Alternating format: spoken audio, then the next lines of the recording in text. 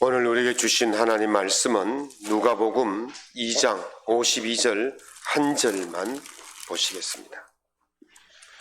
누가복음 2장 52절 말씀입니다. 제가 갖고 있는 신약성경 91면에 있습니다. 누가복음 2장 52절 말씀 함께 낭독하겠습니다. 예수는 지혜와 키가 자라가며 하나님과 사람에게 더욱 사랑스러워 가시더라. 아멘.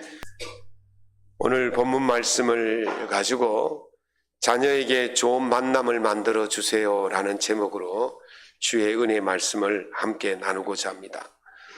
연세대 교수를 지내신 정현종 교수님께서 쓰신 방문객이라는 시가 있습니다. 제가 한번 낭독해 보겠습니다. 사람이 온다는 건 실로 어마어마한 일이다. 그는 그의 과거와 현재와 그리고 그의 미래와 함께 오기 때문이다. 한 사람의 인생이 오기 때문이다. 부서지기 쉬운, 그래서 부서지기도 했을 마음이 오는 것이다. 그 갈피를 아마 바람은 더듬어 볼 수 있을 마음. 내 마음이 그런 바람을 흉내낸다면 필경 환대가 될 것이다. 이 한 사람이 온다는 것은 그저 한 사람만 오는 것이 아니라는 것이죠. 그 한 사람이 오면 그 한 사람의 일생이 송두리째 온다는 거예요. 그 사람은요, 내가 살아보지 못한 과거를 살아봤던 사람일 수도 있고, 그 사람은요, 내가 지금 살아가는 이 현재를 머리를 맞대면서 같이 살아가야 하는 사람일 수도 있고요. 그 사람은요, 내가 살아보지 못할 미래를 살아볼 사람이기 때문에 그렇습니다. 그래서 내가 경험하지 못한 위대한 과거를 경험했을 수도 있고, 내가 경험하지 못할 그 위대한 미래를 경험할 사람이기 때문에 어떤 면에서는 저보다도 더 경험이 많고 어떤 면에서는 저보다도 더 지식이 풍부한 위대한 스승이 아닌가 그렇게 생각합니다. 그래서 한 사람을 환대한다는 것은 우리가 위대한 스승을 환대한다는 것이나 다름이 없다는 것입니다. 그래서 그것이 바로 실로 어마어마한 일이 될 수가 있다는 거예요. 예수님은 한 생명이 천하보다 귀하다 그랬어요. 한 생명의 가치는 천하의 무게보다도 더 가치가 있고, 한 생명의 가치는 천하보다 귀한 그런 가치를 가지고 있는 겁니다. 그래서 우리가 누군가를 만났다, 가족을 이루었다, 그것은요, 천하보다 귀한 가치, 천하보다 귀한 존재를 지금 내가 만나고 있다는 거예요. 못 만나는 대통령보다는 만나고 있는 내 옆 사람이 더 귀한 줄로 믿습니다. 더 위대한 분인 줄로 믿습니다. 그러니 지금 내 옆에 있는 사람, 지금 내가 함께 살고 있는 가족, 자녀, 남편, 어머니, 부모님 모두가 세상에 어떤 것보다도 귀한 분인 것을 기억하시고 내가 참 복되구나. 세상에서 가장 귀한 사람과 내가 만나고 살아가는구나. 그런 깨달은 사람은 그 복이 그대로 유지되지만 그것을 깨닫지 못하는 사람은 어떻게 되겠습니까? 그것을 깨닫지 못하는 사람은 있는 복도 차버리게 되는 것입니다. 그러므로 오늘 우리가 가족이라는 이름으로, 교회 공동체라는 이름으로, 부부라는 이름으로, 부모와 자녀라는 이름으로 만났다는 것이 하나님이 주시는 가장 복된 만남인 줄 알고 그것을 가장 귀하게 생각하시고 살아있는 동안, 만나는 동안 서로 사랑하고 축복하며 살아갈 수 있기를 예수님 이름으로 축원합니다. 그렇게 후회를 남기지 않기 위해서는 이 정현종 교수가 또 이런 시를 썼어요. 모든 순간이 꽃봉우리인 것을 이라는 시가 있어요. 제가 또 읽어드릴게요. 나는 가끔 후회한다. 그때 그 일이 노다지였을지도 모르는데, 그때 그 사람이, 그때 그 물건이 노다지였을지도 모르는데 더 열심히 파고들고 더 열심히 말을 걸고 더 열심히 귀 기울이고 더 열심히 사랑할 걸. 밤벙어리처럼 기머거리처럼 우두커니처럼 보내지는 않았는가? 더 열심히 그 순간을 사랑할 걸. 모든 순간이 다 꽃봉오리인 것을, 내 열심에 따라 피어날 꽃봉오리인 것을 그렇게 노래했어요. 그래서 내가 지금 만나고 있는 그 순간에 아름다운 꽃을 피울 수 있는 그런 순간이라는 것입니다. 이제 봄이 되었습니다. 들로산으로 또 꽃 구경 많이 갑니다. 또 많은 예쁜 정원들이 많이 있어서 갑니다. 저 순천에도 가면 있고 또 뭐 여기저기에 사람들이 인위적으로 만들어 놓은 꽃 구경을 얼마나 많이 갑니까? 가서 뭐라 그럽니까? 이야 아름답다. 이야 예쁘다. 남의 꽃 만들어 놓은 남의 꽃을 얼마나 열심히 찬탄하는지 모릅니다. 그러나 내 집에 피어있는 꽃, 내 손으로 피운 꽃은 남이 만들어 놓은 꽃보다도 10,000배 더 아름다울 줄로 믿습니다. 그러니 남의 꽃 보고 찬탄하지 말고 내가 만드는 꽃, 내가 피우는 꽃 그거 보고 찬탄해야 돼요. 우리 한번 꽃을 한번 잘 피워봅시다. 꽃농사, 자식농사, 자녀농사 잘 피워봅시다. 남의 자식, 남의 자녀 꽃 보고 찬탄하지 말고 내 꽃 내가 잘 피울 수 있다고 그렇게 생각하고 열심을 내어보았으면 좋겠습니다. 그러면 어떻게 해야 되겠습니까? 오늘 본문 말씀을 참조해서 한번 생각해 보려고 합니다. 어떤 노력을 통해서 아름다운 꽃을 피울 수 있느냐? 첫 번째는 자녀를 하나님의 축복을 받는 자리에 늘 데리고 다녀야 아름다운 꽃을 피울 수가 있어요. 요즘 우리 교회 학교 아동부가 많이 늘어났습니다. 우리 김 목사님이 늘 학교 앞에 가서 전도를 얼마나 열심히 하는지 아이들이 소복소복 늘어나고 있어요. 얼마나 참 은혜로운 일이고 얼마나 복이겠습니까? 다시 하겠습니다. 얼마나 좋은 일이고 얼마나 복스러운 일이겠습니까? 그런데 여러분들 이 아이들을 교회에서 만나면 어떻게 하십니까? 인사하십니까? 남의 집 아이니까 그냥 교회 왔다 가는 아이니까 뭐 그렇게 지나갈 수도 있는데 그렇게 하지 말고 지금부터는 아이들을 보거나 또 청년들을 보거나 학생들을 보면 단 한마디라도 먼저 축복의 말을 해줄 수 있기를 축원합니다. 참 잘 왔다. 하나님께서 너를 사랑하실 거야. 하나님께서 너에게 복을 주실 거야. 하나님께서 너에게 잘되게 해주실 거야. 하나님께서 너를 훌륭하게 해주실 거야. 하나님께서 내 앞길을 열어주실 거야. 아멘을 좀 하세요. 이렇게 뭐 어떤 말이든지 만날 때마다 복을 내려주십시오. 축복을 해주십시오. 그 복을 받고 먹고 자란 아이들 그 복대로 그 축복대로 그렇게 될 줄로 믿습니다. 무엇이 우리가 뭐 돈을 들여서 아이스크림을 사준들 그 아이가 잘 되겠습니까? 과자를 사준들 잘 되겠습니까? 무엇보다도 그 아이에게 복을 빌어주는 것 그것보다도 더 큰 복이 없는 줄로 믿습니다. 예수님께서 첫 번째 성전에 올라가셨을 때는 태어난 지 8일 만에 예루살렘 그 유대인의 정결 예식에 따라서 그 할례를 받으러 올라갔을 때였습니다.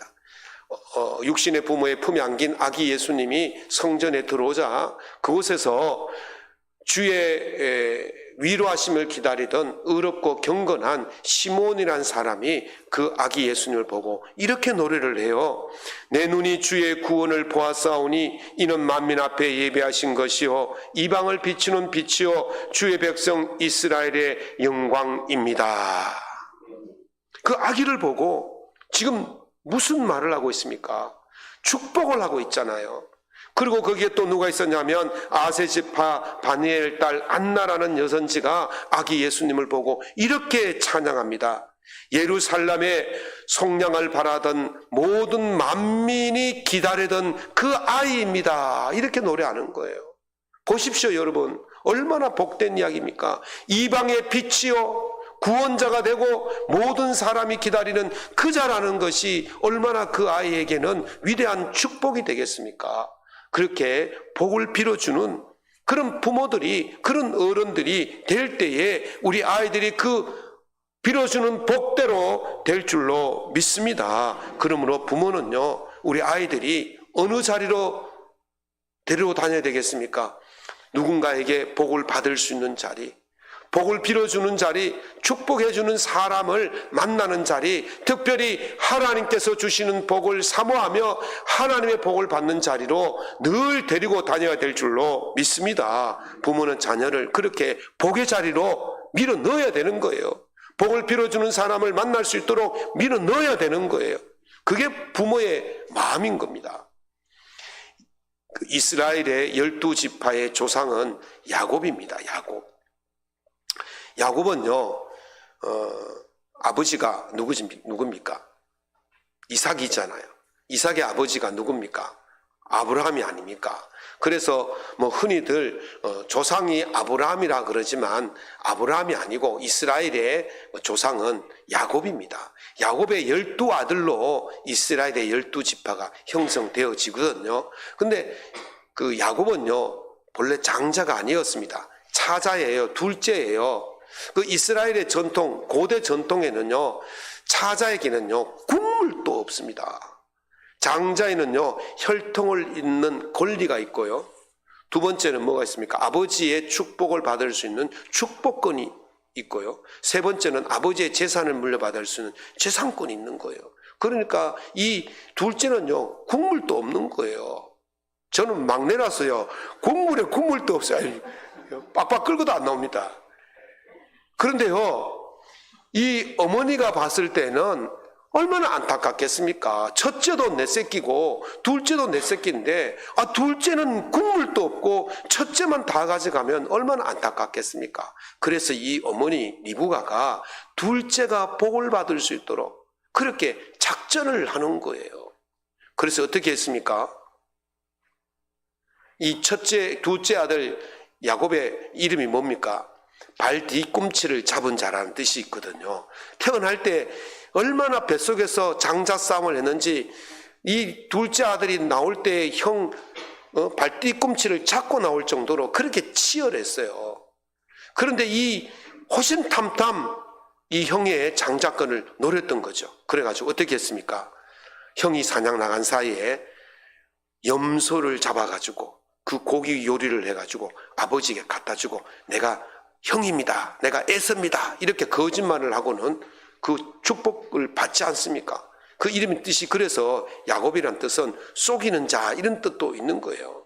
그만큼 노력을 해요. 복을 받으려고 애를 써요. 본인도 노력하지만 부모도 그 아이가 복을 받을 수 있도록 애를 써주는데 그래서 이 아이를 어떻게 합니까? 복을 받는 축복받는 그 자리로 어머니가 밀어넣는 거예요.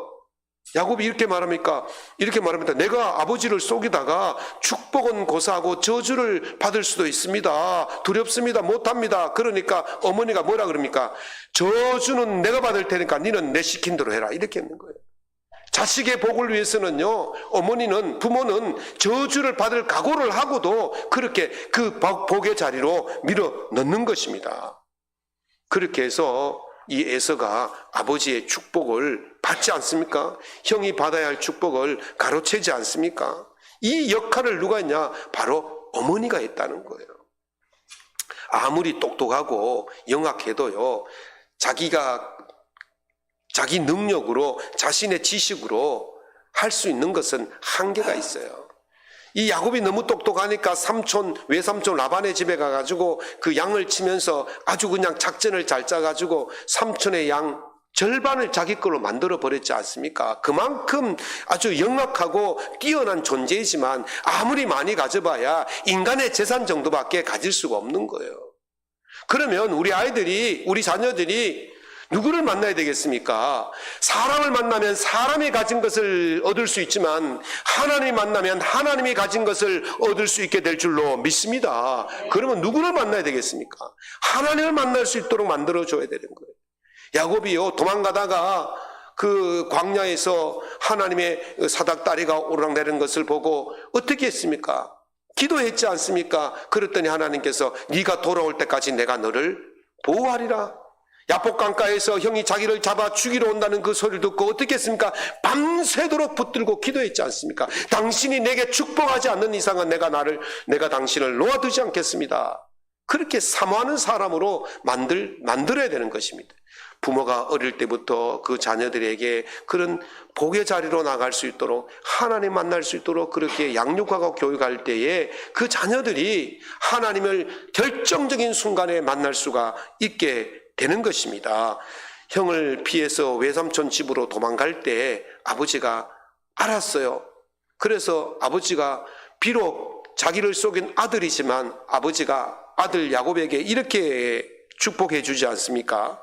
전능하신 하나님이 네게 복을 주시어 네가 생육하고 번성하게 하여 네가 여러 족속을 이루게 하시고 아브라함에게 허락하신 복을 네게 주시되 너와 함께 네 자손에게도 주사 하나님이 아브라함에게 주신 땅 곧 네가 거류하는 땅을 네가 차지하게 하시기를 원하노라. 아멘.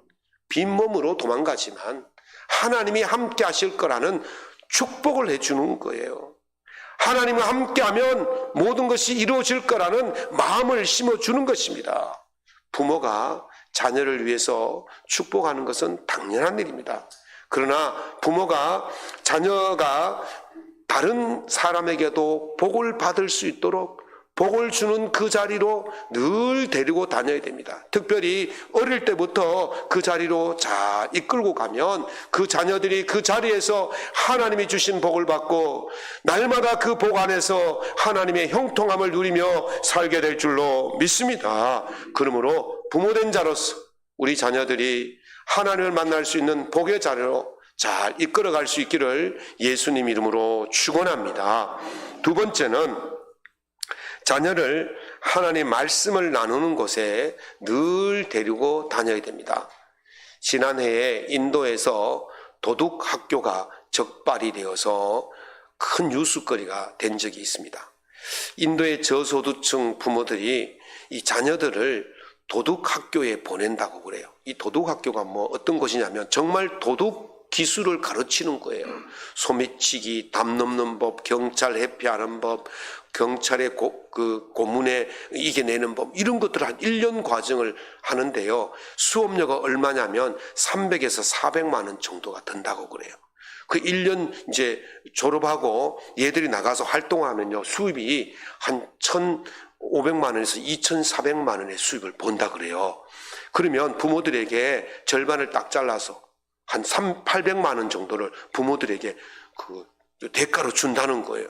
그래가지고 지금 이 인도 전역에 한 300명 정도의 어린 도둑들이 있다는 거예요. 보십시오. 부모들이 어디로 데려갔습니까? 도둑학교로 데려가니까 얘들이 뭐가 되었습니까? 도둑이 되는 거예요. 부모가 어디로 데려가느냐에 따라서 그 아이의 인생이 결정되는 거예요. 예수님께서 예루살렘 성전에 두 번째 방문했을 때가 나이가 12살 되던 해였습니다. 유월절을 지내기 위해서 그곳에 부모가 예수님을 데리고 올라갔죠. 그 예식을 다 마치고 한참 돌아와다 보니까 아이가 없는 거예요. 그래가지고 다시 찾으러 갔더니 어디에 계셨다 그랬습니까? 성전에서 선생들과 묻기도 하고 답하기도 하더라. 그랬다는 거예요. 그런데 가만히 보니까 예수님께서 질문하시거나 답할 때에 그것을 듣던 모든 선생들이 놀랍더라 그랬어요. 12살짜리 아이가 참 대학 교수들하고 대화를 하는데 대학 교수들이 쩔쩔매고 놀랍게 여겼다는 거예요. 물론 예수님께서 좀 특별한 면이 있어서 그런 줄 수도 있겠지만 예수님께서 이렇게 지혜와 지식이 출중한 것은 어릴 때부터 회당 교육을 잘 받았기 때문에 그렇습니다. 어릴 때부터 말씀을 잘 받았기 때문에, 말씀 훈련을 잘 받았기 때문에 그렇습니다. 제가 이래 봐도요, 주일학교 출신입니다. 제가 주일학교를 아주 우수한 성적으로 졸업을 했어요. 어머니 뱃속에서부터 교회를 다녀서 갓난아기 때부터 교회학교 유치원 또 중고등부 다 교회학교 우수한 성적으로 제가 졸업을 했어요. 아마 장학생을 선발했으면 제가 장학생이 되지 않았을까 그러는데 졸업을 했어요. 신학대학교 다닐 때요, 우리 3학년에서 4학년 올라간 진급시험이란 것이 있어요.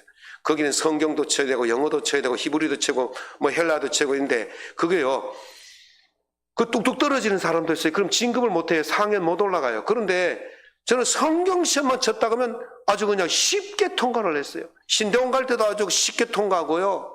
목사고시 칠 때도 한 번만에 통과하고요. 성경 시험에서는요, 제가 떨어져 본 적이 없어요. 왜 그랬습니까?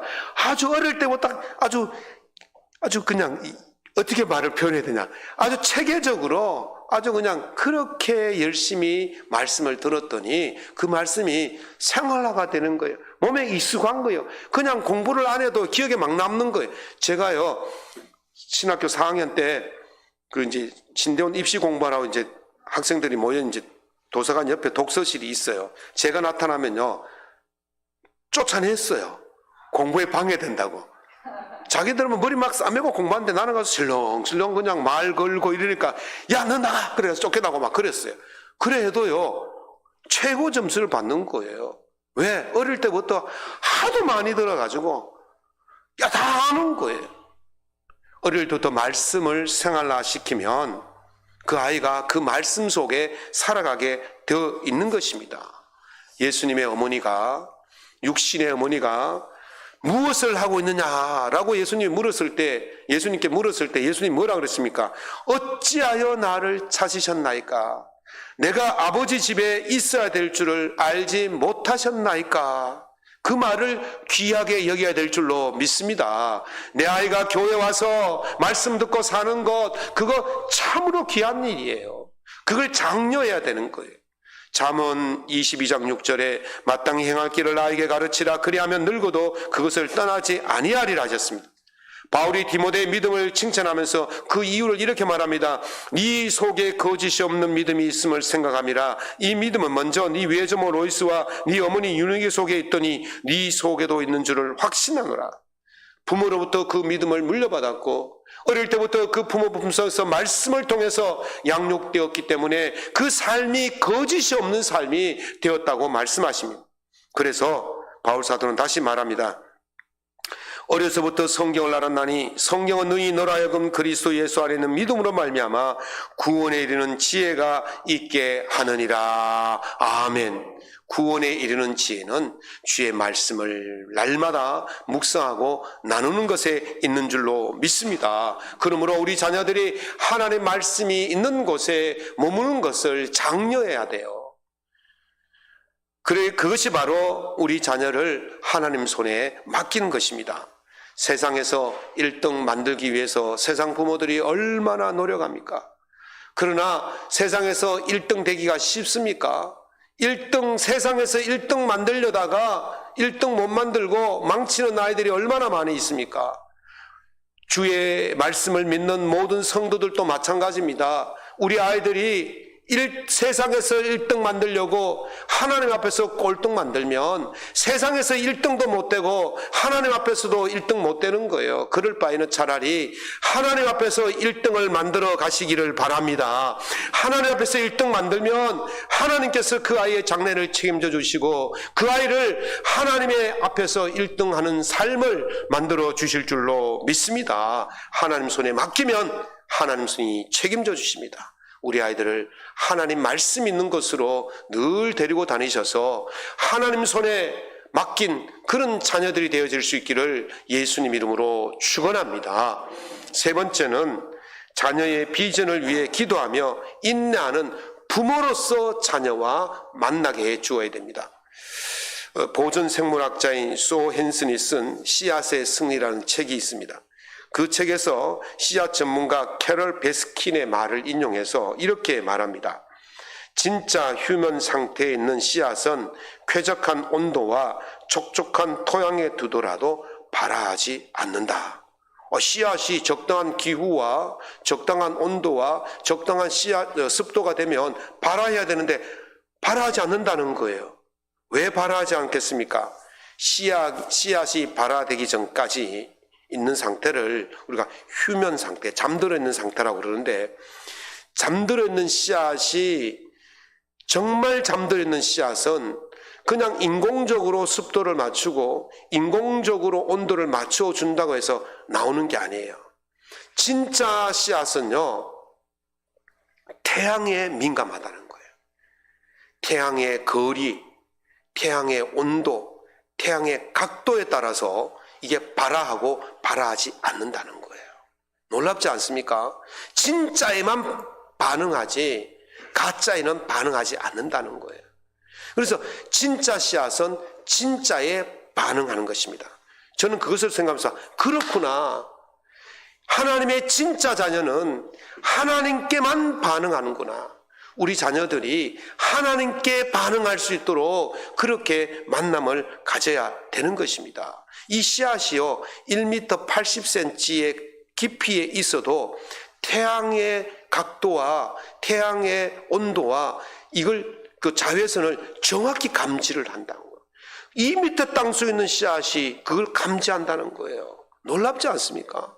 씨앗도 진짜에게는 이렇게 반응한다면 우리 자녀들이 하나님께 반응할 수 있도록 만들어야 되는 거예요. 이 현대 사회에서 우리 자녀들을 인공적인 환경을 얼마나 많이 만듭니까? 얼마 전에 라이딩 인생이라는 드라마 보셨습니까? 라이딩 인생이라고. 라이딩이란 말은 타다, 승마하다 이런 뜻이 있어요.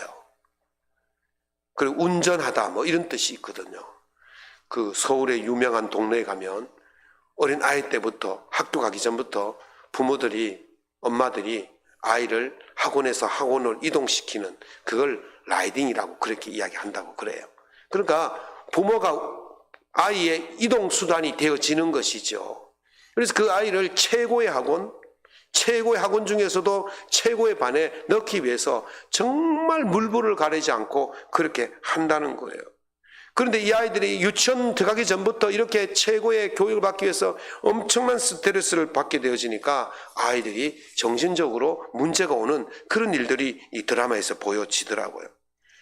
우리가 인공적인 상태에서 아이를 굉장히 과도하게 그렇게 해버리면 아이가 문제가 와요. 그러면 부모의 모든 수고가 물거품이 되는 거죠. 진짜 씨앗이 왜 인공 환경에 발화하지 않느냐면 인공 환경에 발화했다가 이게 밖에 내놓으면 어떻게 되겠습니까? 기후가 안 맞잖아요. 일찍 피어버리면 춥지요. 가뭄이 오면 목마르지요. 타버리죠. 이런 것들 때문에 실패하게 되는 겁니다. 어미식물이 아무리 씨앗을 위해서 준비를 해놓아도 이게 안 맞으면 다 물거품이 되는 거예요. 우리 아이들을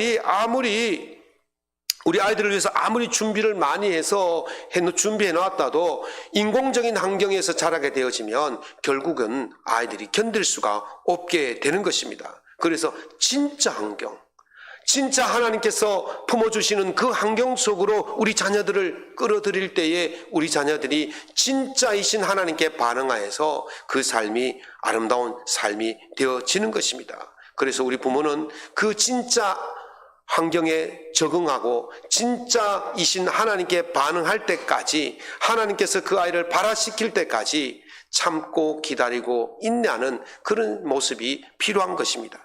부모의 노력 중에서 가장 큰 노력이 뭐냐?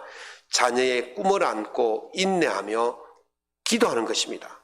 시몬과 안나의 축복을 또 예언을 들은 어머니가 어떻게 했습니까? 그의 부모가 그에 대한 말들을 놀랍게 여기더라.